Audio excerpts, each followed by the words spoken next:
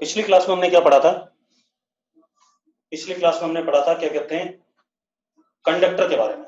ठीक है, तो कंडक्टर के बारे में क्या पढ़ा था, ध्यान सुन लो। अगर हमारे पास कोई चार्ज कंडक्टर है तो उसका सारा एक्सेस चार्ज कहां जाता है? सरफेस पे आ जाता है। ठीक है, कुछ इस तरीके से कि कंडक्टर के अंदर हर पॉइंट पे इलेक्ट्रिक फील्ड क्या हो जाएगी? जीरो। ये बात पढ़ी थी हमने कि नहीं? अगर पढ़ी थी यस लिख दो एक बार, जल्दी बोलो बेटा। ठीक है, तो मैं क्या कह रहा हूं, अगर कोई चार्ज कंडक्टर है, ठीक है, इतनी बार, तो उसका जो एक्सेस चार्ज है, फालतू वाला चार्ज, जो एक्स्ट्रा चार्ज है, वो सरफेस पे आ गया कंडक्टर के, और कंडक्टर के अंदर हर पॉइंट पे इलेक्ट्रिक फील्ड क्या हो गई? जीरो। ठीक, दूसरी चीज, जो सरफेस चार्ज डेंसिटी आई वो inversely proportional to radius of curvature होती है, ये भी बताया था। Surface charge density is inversely proportional to radius of curvature, yes और नो? ठीक है, जहां पर रेडियस ऑफ कर्वेचर छोटा होगा वहां सरफेस चार्ज डेंसिटी ज्यादा होगी, और जहां पर रेडियस ऑफ कर्वेचर बड़ा होगा वहां सरफेस चार्ज डेंसिटी कम होगी। इस बात का प्रूफ हम बाद में लेंगे, मैंने बताया था तो पिछली क्लास में कि इसको हम प्रूफ बाद में करेंगे, अभी नहीं करेंगे। ठीक, इसके बाद एक चीज और बताई थी मैंने कि अगर मैं किसी कंडक्टर को चार्ज हो या अनचार्ज हो, किसी कंडक्टर को चार्ज हो या अनचार्ज हो, मैं एक्सटर्नल इलेक्ट्रिक फील्ड में रखता हूं। किस में रखता हूं? एक्सटर्नल इलेक्ट्रिक फील्ड में। तो क्या होगा, नेट इलेक्ट्रिक फील्ड कंडक्टर के अंदर उस केस में भी क्या होगी? जीरो होगी। और नेट इलेक्ट्रिक फील्ड जीरो क्यों होगी? क्योंकि एक्सटर्नल इलेक्ट्रिक फील्ड वेक्टर और इंड्यूस्ड इलेक्ट्रिक फील्ड वेक्टर का वेक्टर सम जीरो आएगा। ऐसा कहा था कि नहीं कहा था?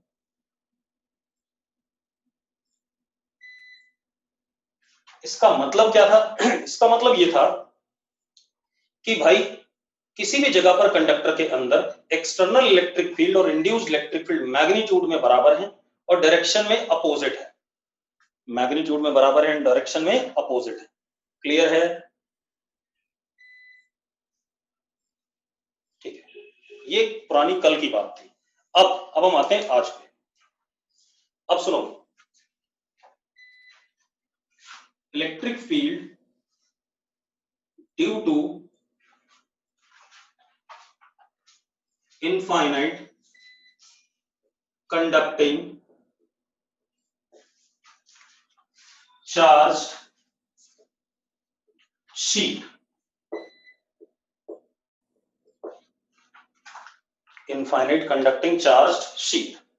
ठीक है, इलेक्ट्रिक फील्ड किसकी वजह से? एक इनफाइनाइट चार्ज कंडक्टिंग शीट, मतलब एक बड़ी सी कंडक्टिंग शीट है,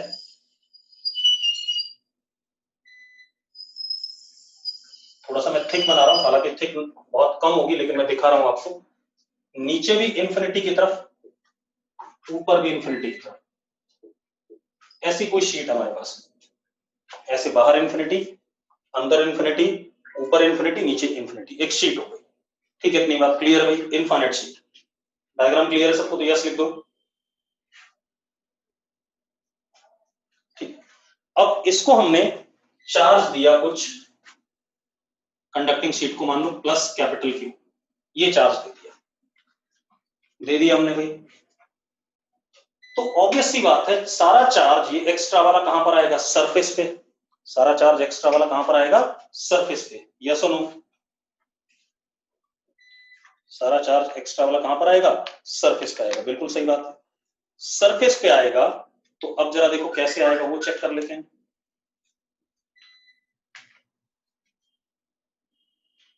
देखो बता रहा हूं कैसे।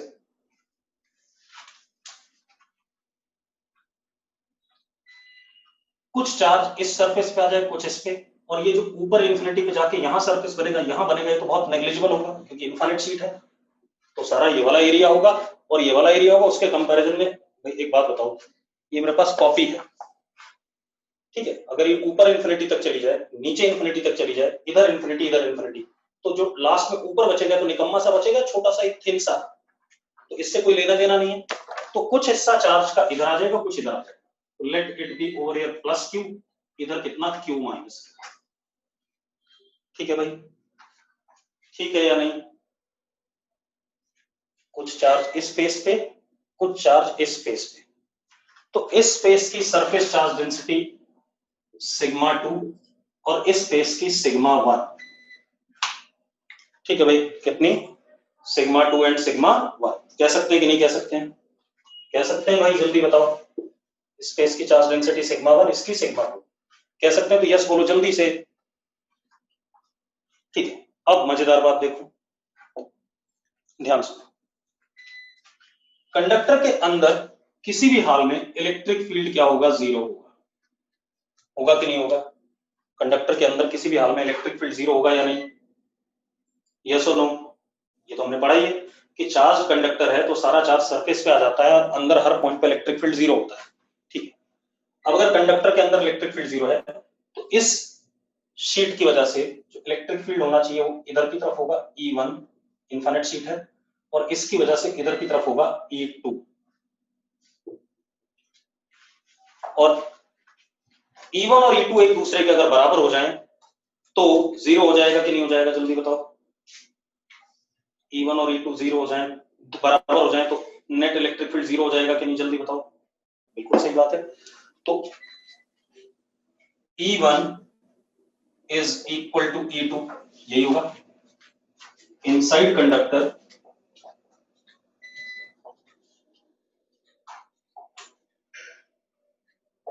E1 is equal to 0, E2, so that E is equal to 0. Yes or no? Yes और no जल्दी बताओ भाई। ठीक है, अब मजेदार बात देखो, E1 is sigma 1 upon 2 epsilon naught, ये पता है सबको। E1 कितना होगा? सिग्मा 1 अपॉन 2 एप्सिलॉन नॉट पता है। इनफाइनाइट शीट जिसपे एक साइड चार्ज होता है उसके आसपास इलेक्ट्रिक फील्ड कांस्टेंट होती है, और कितनी होती है? Sigma upon 2 epsilon naught. ये पढ़ा हुआ है आपने कि नहीं पढ़ा हुआ है? जल्दी बताओ बेटा, पढ़ा है कि नहीं पढ़ा है? अगर पढ़ा है तो यस लिखो, नहीं पढ़ा है तो नो लिखो। पढ़ा है, समर्पण वर्मा कह रहा पढ़ा है, ठीक है। तो sigma 1 upon 2 epsilon not E1 हो गया। E2 कितना हो गया? Sigma 2 upon 2 epsilon not, sigma 2 upon 2 epsilon not. Yes और नो?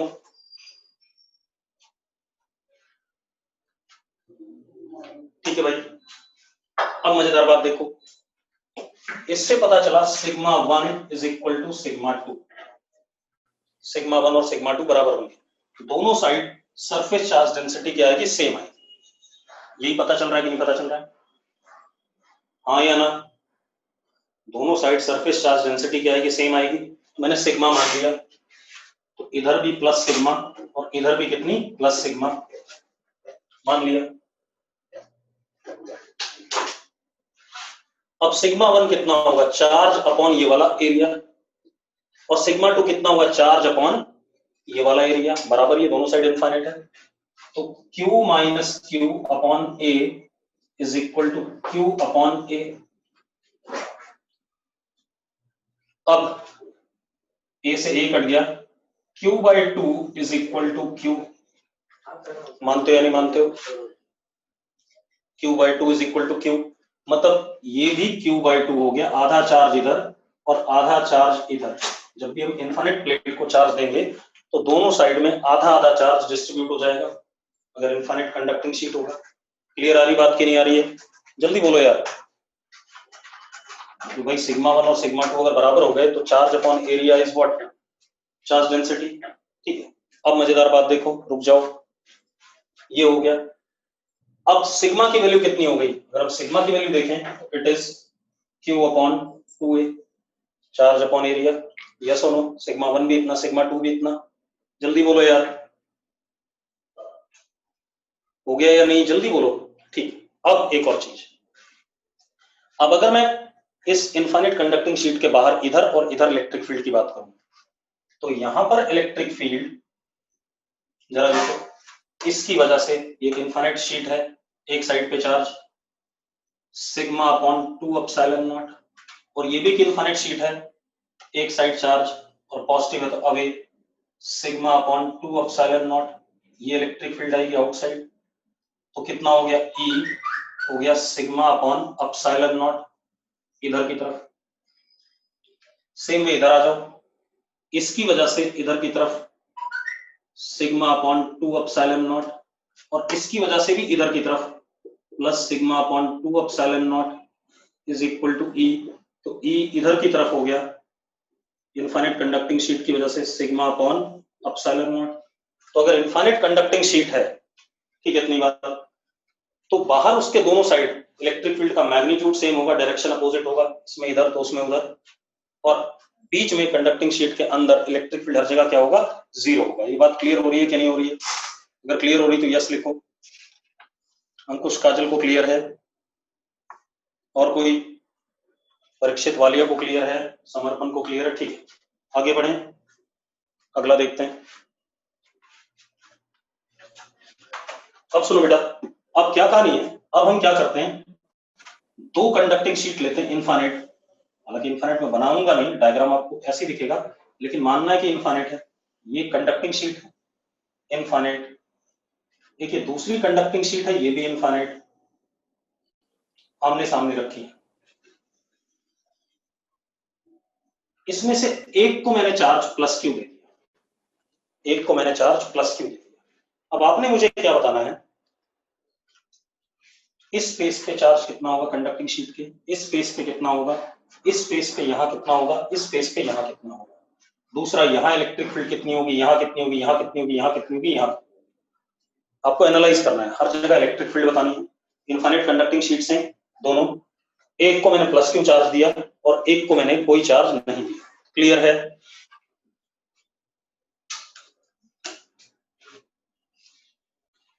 अब देखो भाई, अब जरा देखो, मैंने क्या माना, यहां पर चार्ज प्लस Q1 मान लिया, तो यहां आ गया Q माइनस Q1, मान सकते हैं या नहीं पहले बताओ भाई। कुछ चार्ज एक फेस पे गया, कुछ चार्ज दूसरे फेस पे गया, कोई दिक्कत है इसमें? ठीक है, कोई दिक्कत है तो बता दो भाई, अगर दिक्कत नहीं है तो लिखो क्लियर है, क्लियर है लिखा करो, वो ज्यादा बेटर है, क्योंकि जब मैं बोलता हूँ दिक्कत है यस सर लिखते हो तो मुझे लगता है डाउट है। क्लियर है? ठीक है, अब रुक जाओ, अब दूसरे की बात करते हैं। दूसरा न्यूट्रल था, दूसरा न्यूट्रल था, तो अगर इस फेस पे चार्ज मान लो, क्योंकि ये पॉजिटिव है तो इसके अंदर से नेगेटिव को इधर खींचेगा, तो यहां पर मैंने मान लिया माइनस Q2, तो यहाँ प्लस Q2, क्योंकि तो न्यूट्रल था, न्यूट्रल था, तो अगर इधर कुछ नेगेटिव चार्ज आया तो दूसरी साइड में पॉजिटिव चार्ज होगा या नहीं होगा, जल्दी बता दो, यस और नो, यस और नो। ठीक है, अब खेल क्या, ये कंडक्टर है, ये कंडक्टर है, तो एक चीज तो ये, यहां इलेक्ट्रिक फील्ड जीरो होगा, यहां इलेक्ट्रिक फील्ड जीरो होगा, होगा या नहीं होगा, इन दोनों जगहों पे इलेक्ट्रिक फील्ड जीरो होगा या नहीं, जल्दी बताओ, होगा या नहीं? ठीक है, अब मजेदार बात देखो, मैं इसको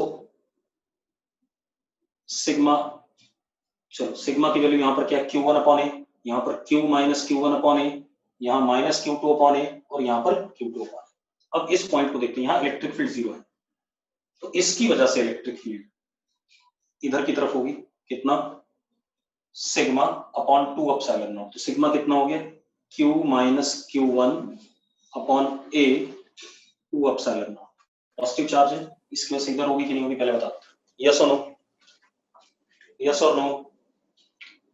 भाई ये चार्ज है, इसकी charge density charge upon area upon 2 epsilon not, electric field हो गई, ये भी पॉजिटिव है, इसकी वजह से इधर हो जाएगी Q upon A sigma upon 2 epsilon not, कोई दिक्कत है? अब Q2 नेगेटिव है, इसकी वजह से इधर हो जाएगी Q2 upon A 2 epsilon not, इस नेगेटिव वाले की वजह से टुवर्ड्स द चार्ज, और ये पॉजिटिव है, इसकी वजह से इधर।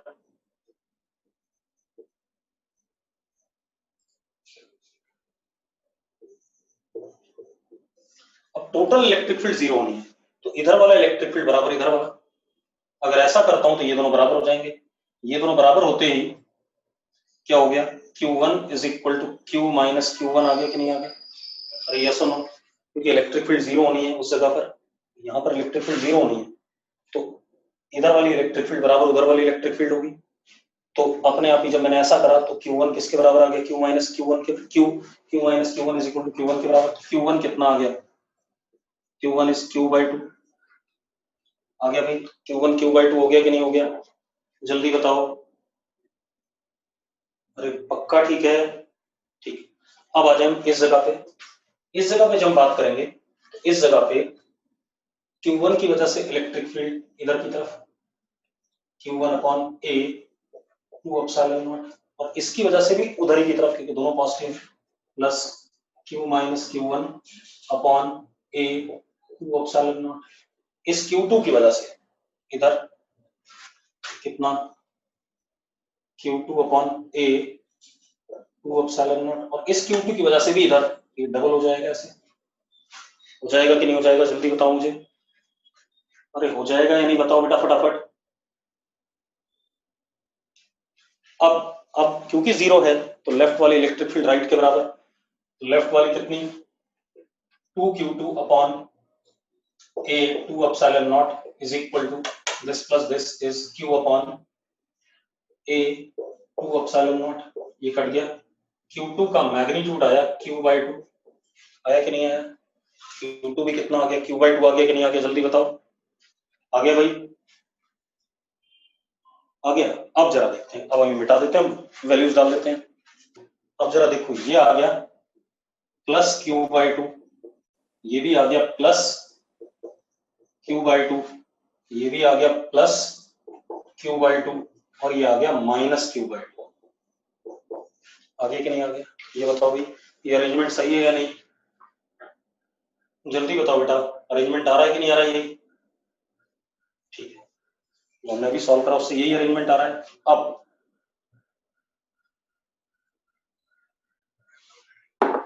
अब जरा ध्यान से देखो, इसकी चार्ज डेंसिटी अगर मैं प्लस सिग्मा मानता हूं तो ये भी प्लस सिग्मा हो गया, ये माइनस सिग्मा होगा और ये प्लस सिग्मा, हाँ या ना। अब अगर मैं यहां इलेक्ट्रिक फील्ड की बात करूं बीच में इन दोनों के, तो जरा देखो, इसकी वजह से σ/2 एप्सिलॉन नॉट इधर, इसकी वजह से σ/2 एप्सिलॉन नॉट इधर कैंसिल, इसकी वजह से σ/2 एप्सिलॉन नॉट इधर, और इसकी वजह से σ/2 एप्सिलॉन नॉट इधर ऐड, तो सिग्मा अपॉन एप्सिलॉन नॉट ई हो गया इन दोनों के बीच में प्लेट्स के, यस और नो भाई। इस वाले की वजह से σ/2 एप्सिलॉन नॉट इधर, इस वाले की वजह से σ/2 एप्सिलॉन नॉट इधर, एक दूसरे को कैंसिल कर गए, इसकी वजह से σ/2 एप्सिलॉन नॉट, इसकी वजह से भी σ/2 एप्सिलॉन नॉट, दोनों ऐड हो गए कि नहीं हो गए। अब यहां आ जाओ, यहां आ जाते हैं, इसकी वजह से σ/2 एप्सिलॉन नॉट, और इसकी वजह से σ/2 एप्सिलॉन नॉट बेकार, ये दोनों कैंसिल कर गए, इसकी वजह से σ/2 एप्सिलॉन नॉट, और इसकी वजह से भी σ/2 एप्सिलॉन नॉट, तो इलेक्ट्रिक फील्ड इस डायरेक्शन में E इज इक्वल टू σ/एप्सिलॉन नॉट। इधर आ जाओ सेम वे, इसकी और इसकी इलेक्ट्रिक फील्ड एक दूसरे को कैंसिल, इन दोनों की ऐड हो गई, तो E इज σ/एप्सिलॉन नॉट। दिख रहा है कि नहीं दिख रहा, भाई जल्दी बता दो मुझे, अरे क्लियर है या नहीं, अगर क्लियर है यस लिखो फटाफट, क्लियर है तो यस लिखो बेटा। अब अगली कहानी देखते हैं, एक क्वेश्चन अब आपको दे रहा हूं करने के लिए।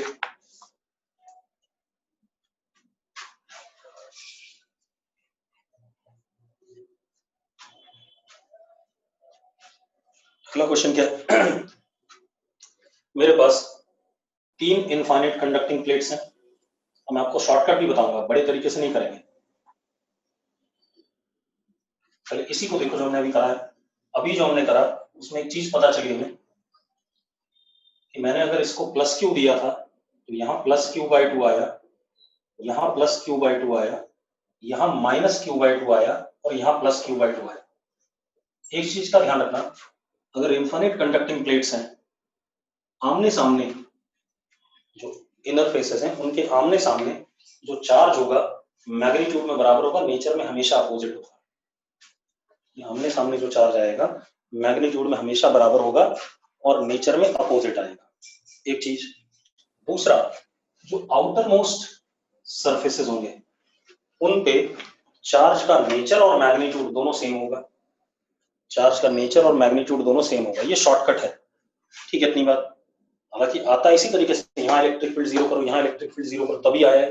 लेकिन मैंने शॉर्टकट क्या बताया कि कंडक्टर्स अगर आमने सामने है तो उन पे आप चार्ज सेम नेचर का, सॉरी सेम मैग्नीट्यूड का, अपोजिट नेचर का रख सकते हो।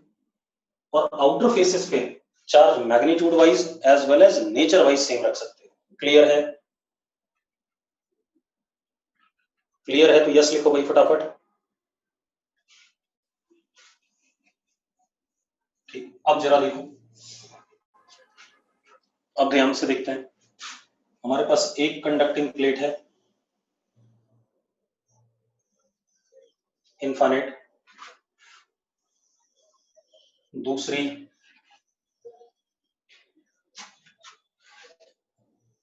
तीसरी, तीन कंडक्टिंग प्लेट है।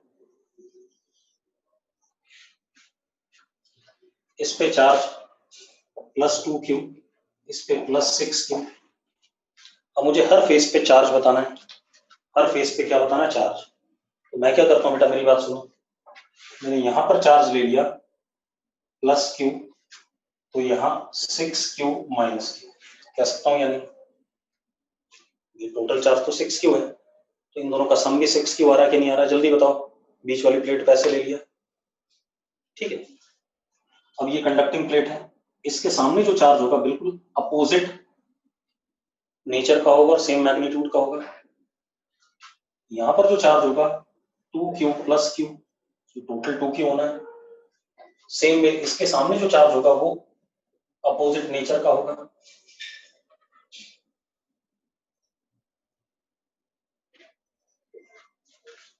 हाँ या ना?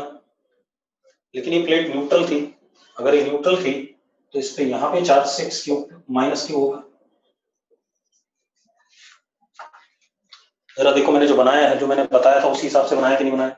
जल्दी बताओ, जल्दी बताओ बेटा। जो मैंने ड्रामा बनाया है बिल्कुल सही बनाया कि नहीं बनाया?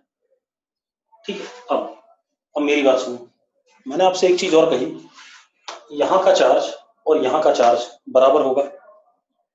इक्वेट कर देते हैं, 2q + q = 6q -q, तो 2q = 4q, q = 2q। आगे कि नहीं आ गया? आ गया कि नहीं आ गया? जल्दी बताओ।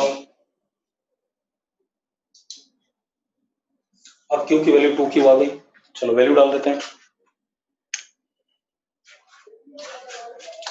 तो q की वैल्यू 2q आ गई, तो यहाँ आ गया 4q चार्ज, यहाँ -2q, यहाँ +2q, यहाँ 4q,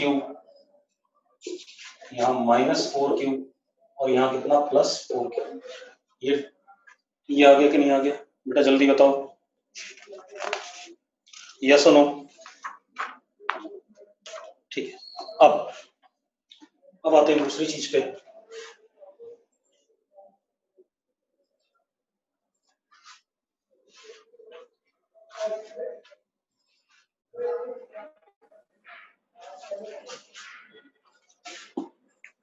अब लिखो जरा, लिखो electric field due to charged conducting sphere, electric field due to charged conducting sphere. लिख लिया भाई सबने? लिख लिया सबने? और लिख लिया हो तो यस कर दो भाई,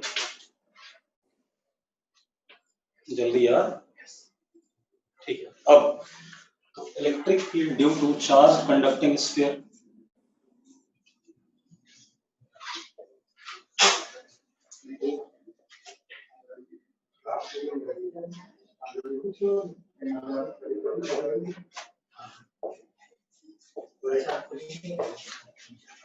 electric field due to charge conducting sphere. अब मेरी बात सुनो भाई, हमारे पास एक कंडक्टर है जो कि चार्ज है और वो स्फेरिकल है।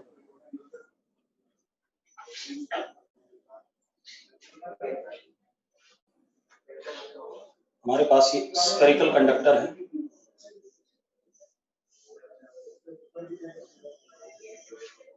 ठीक है, ये हमारे पास स्फेरिकल कंडक्टर है और चार्ज है। अब अगर इस पे चार्ज हमने क्या दिया हुआ, कैपिटल क्यू दिया हुआ है, कितना दे रखा है, कैपिटल क्यू, रेडियस इस स्फीयर का आर है, तो सारा चार्ज कहाँ आएगा, सरफेस पे आएगा। आएगा कि नहीं आएगा पहले बता दो भाई, कंडक्टर है तो सारा चार्ज कहाँ आना है, सरफेस पे आना है कि नहीं आना है, जल्दी बताओ बेटा। ठीक है, सारा चार्ज सरफेस पे आ गया। और क्योंकि स्फीयर है तो सिग्मा चार्ज डेंसिटी कांस्टेंट होगी, क्योंकि स्फीयर का रेडियस ऑफ कर्वेचर हर जगह क्या होता है, सेम होता है। बेटा एक और बात आ गई, क्योंकि ये स्फीयर है, स्फीयर का रेडियस ऑफ कर्वेचर हर जगह सेम होता है, तो सरफेस चार्ज डेंसिटी कांस्टेंट आएगी। और कितनी आएगी वो भी लिख देता हूँ, सिग्मा की value Q upon 4 pi R square. Sigma की value Q upon 4 pi R square. बेटा मैंने कंडक्टर वर्ड यूज करा है, इट कैन बी सॉलिड और हॉलो।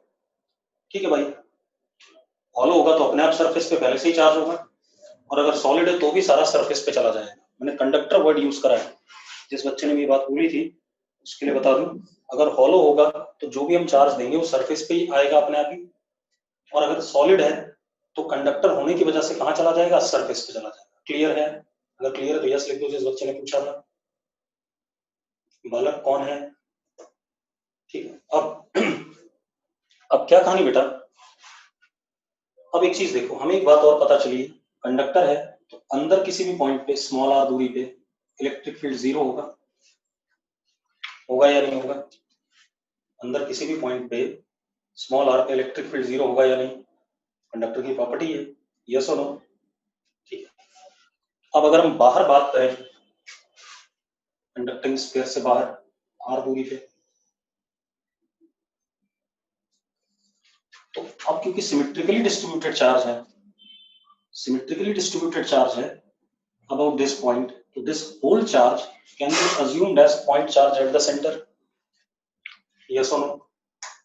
ये सारा charge point charge at centre माना जा सकता है कि नहीं, माना जा सकता है या नहीं बेटा, क्योंकि यूनिफॉर्मली डिस्ट्रीब्यूटेड है। अगर नॉन यूनिफॉर्म होता तो मैं नहीं मानता।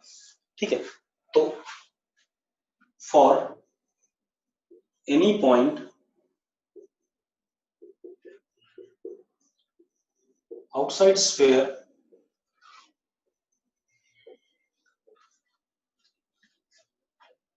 होल चार्ज, ये सिर्फ बाहर वाले पॉइंट्स के लिए बात हो रही है, बाहर वाले पॉइंट के लिए हम ऐसा मान सकते हैं, for any point outside sphere whole charge can be assumed as point charge at center of sphere due to spherical symmetry.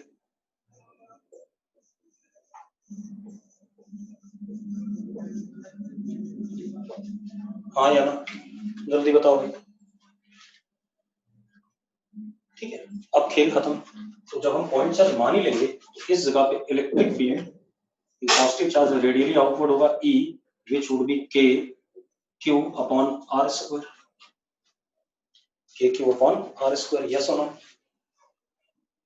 हाँ या ना? तो इलेक्ट्रिक फील्ड बाहर रेडियली आउट इस जगह पे ऐसे K Q upon R square, इस जगह पे K Q upon R square, point charge वाला फॉर्मूला आ गया। अब अगर मैं ग्राफ बनाता हूँ E और R का,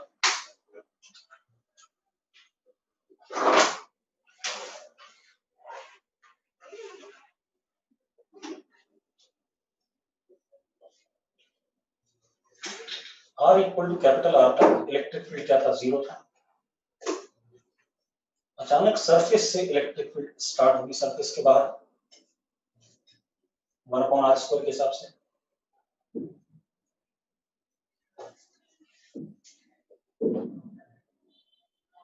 यस और नो, जल्दी बताओ भाई। ऐसा ही ग्राफ होगा कि नहीं होगा? जल्दी बोलो बेटा, बच्चों जल्दी बताओ मुझे। ठीक है, अब एक और चीज बेटा, मेरा 12th वाला लेक्चर हो गया, 11th वाला नहीं हुआ। और इसको कैसे भेजेंगे? हाँ जूम से। ठीक है, अब क्या कहानी है? अब बेटा देखो, ये कहानी आ गई। अब मैं क्या कह रहा हूं, electric field due to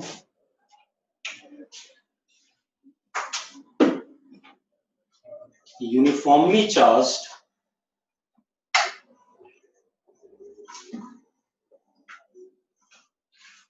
non-conducting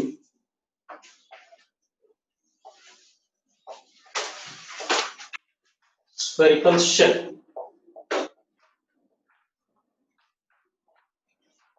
अब मैंने क्या कहा, मैंने दूसरा केस ले लिया।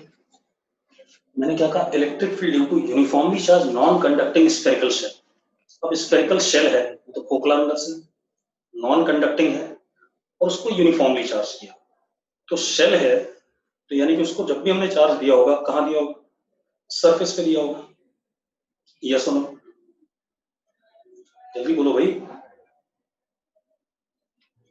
सरफेस पे दिया, और कैसे दिया? यूनिफॉर्मली। मतलब हमने क्यों चार्ज दिया इसके सरफेस पे? यूनिफॉर्मली दिया, मतलब सिग्मा कांस्टेंट, तो सिग्मा की वैल्यू आ गई। अब मुझे अगेन इलेक्ट्रिक फील्ड बताना है अंदर और बाहर किससे। तो एक बात बताओ, ये अरेंजमेंट जो मैं uniformly charge non conducting sphere के लिए बना रहा हूँ, ये अरेंजमेंट कंडक्टिंग स्फीयर वाला हुआ कि नहीं हुआ, पहले बताओ। सेम अरेंजमेंट है या नहीं? बेटा जल्दी बताओ, सेम अरेंजमेंट हुआ या नहीं? अगर सेम अरेंजमेंट हुआ तो अंदर इलेक्ट्रिक फील्ड हर पॉइंट पे क्या होगी? जीरो, और बाहर सेम आएगी कि नहीं आएगी?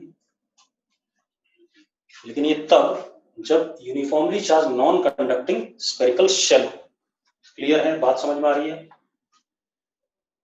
बात समझ में आ रही कि नहीं? जल्दी बोलो बेटा। अब ये कहानी आ गई। अब अगर मैं आपसे बोलता हूं,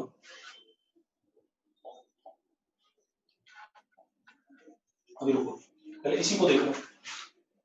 non conducting uniformly charge spherical shell है। अगर non conducting uniformly charge spherical shell है तो चार्ज सारा सरफेस पे है, यूनिफॉर्म है। ये जो चार्ज सरफेस पे यूनिफॉर्म है, ये अंदर किसी भी पॉइंट पे इलेक्ट्रिक फील्ड में कंट्रीब्यूट नहीं कर रहा है। ये इसकी इंपॉर्टेंट प्रॉपर्टी है। अगर नॉन कंडक्टिंग स्फेरिकल शेल है यूनिफॉर्मली चार्ज, तो अंदर इलेक्ट्रिक फील्ड में कंट्रीब्यूट नहीं करेगा। ये प्रॉपर्टी आ गई कि नहीं आ गई इसकी? यस और नो? और बाहर कितना करेगा? के क्यू अपॉन आर स्क्वायर। ठीक है यार, जल्दी बोलो बेटा, इतना लेट कैसे लिखते हो तुम लोग? यस ही लिखना है तुमने, वाई लिख दो। अब हमारे पास अगली कहानी है। अगला क्या? Electric field due to uniformly charge non conducting solid sphere. Electric field due to uniformly charge non conducting solid sphere. अब नॉन कंडक्टिंग भी है, सॉलिड भी है, मतलब चार्ज बाहर नहीं जाएगा लेकिन यूनिफॉर्मली चार्ज है। तो ये हमारे पास स्फीयर हो गया।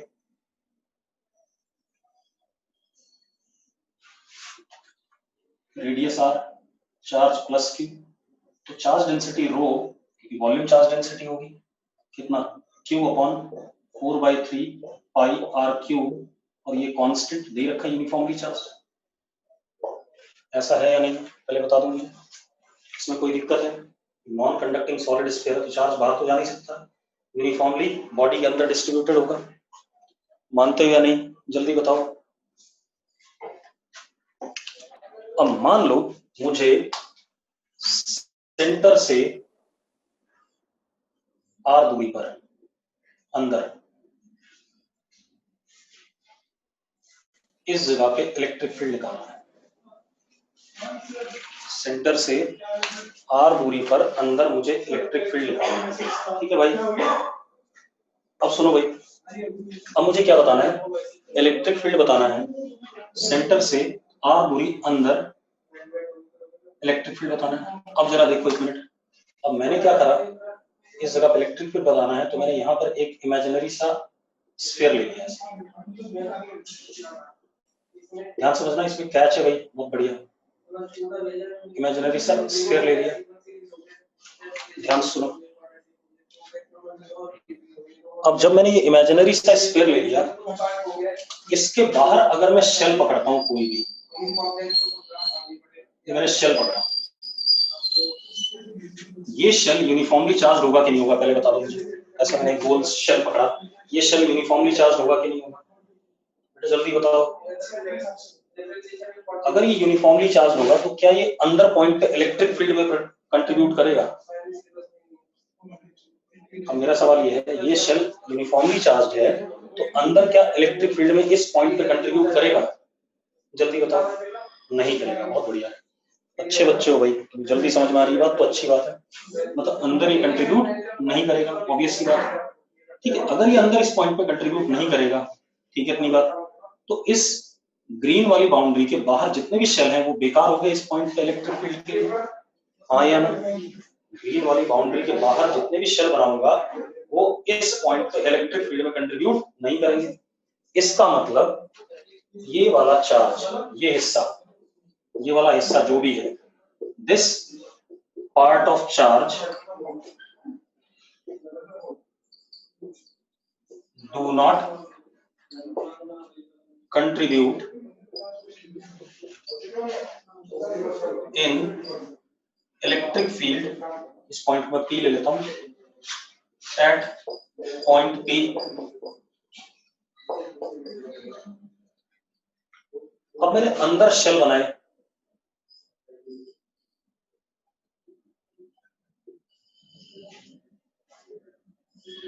अंदर ये शेल लिया। अब एक बात बताओ, इस शेल का चार्ज मान लो dq,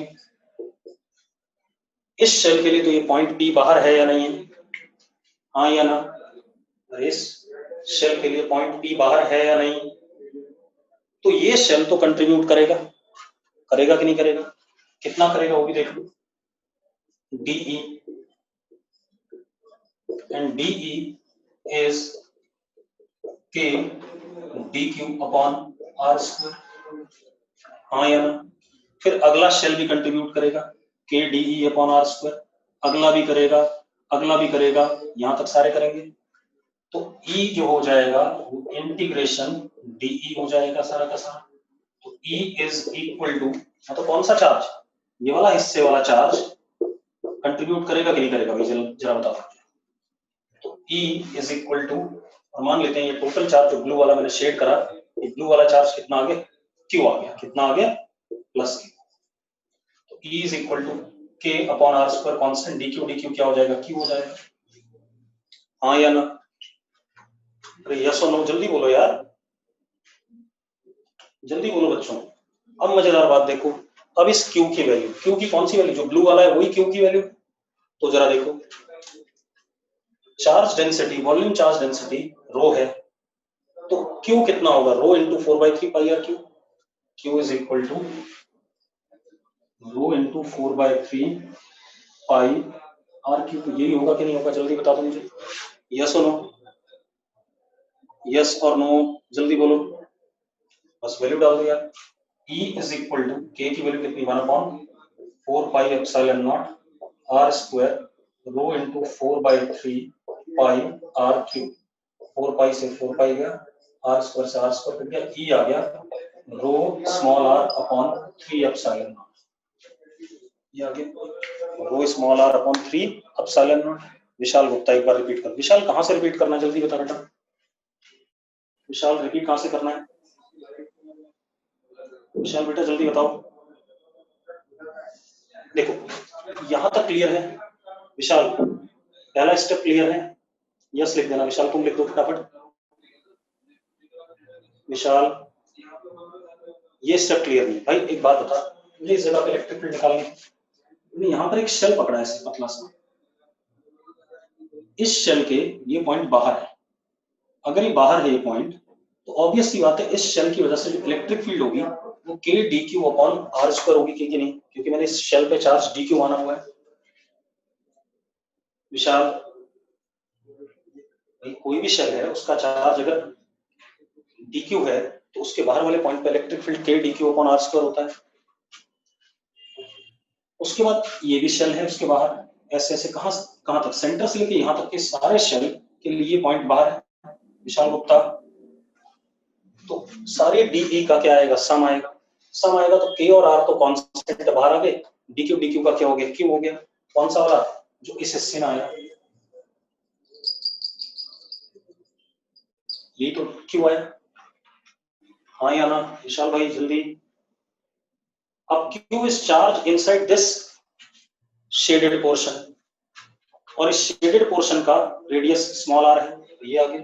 अब अगर मैं रो की वैल्यू रख दूं, रो की वैल्यू ये रख दूं क्यू अपॉन दिस, तो जरा देखो कितना आ जाएगा, ये आ जाएगा K Q small R upon R cube, ये आ जाएगा भाई। तो इलेक्ट्रिक फील्ड अगर टोटल चार्ज के टर्म में लिखना चाहो तो K total charge small R upon R cube, या rho small R upon 3 epsilon naught. लेकिन ये कब, if small R is less than equal to capital R, small R जब कैपिटल आर से क्या होगा, छोटा होगा। ठीक है, ये हो गया। अब ये बात खत्म हो गई।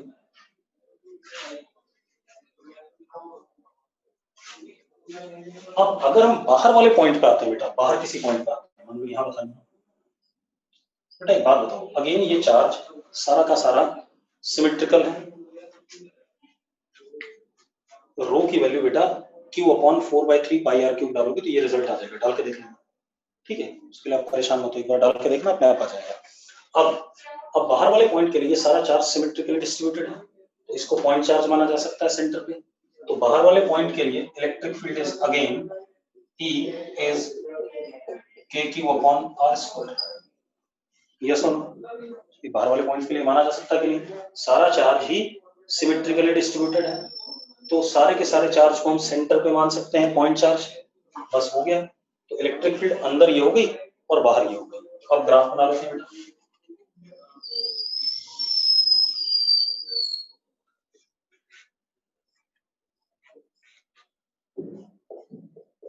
पहले स्ट्रेट लाइन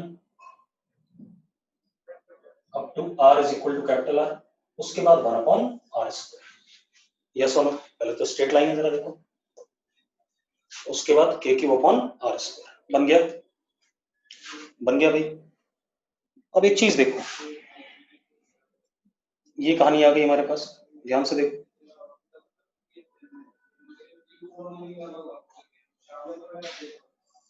अब तो ये हो गया हमारे पास इलेक्ट्रिक फील्ड ड्यू टू, क्या कहते हैं, स्फेरिकल सिस्टम्स हो गए। ठीक है, अब हम आज यही रोकेंगे, कल बात करेंगे। ठीक है, अपनी बात आज इसमें ही रोक देते हैं, कल देखते हैं।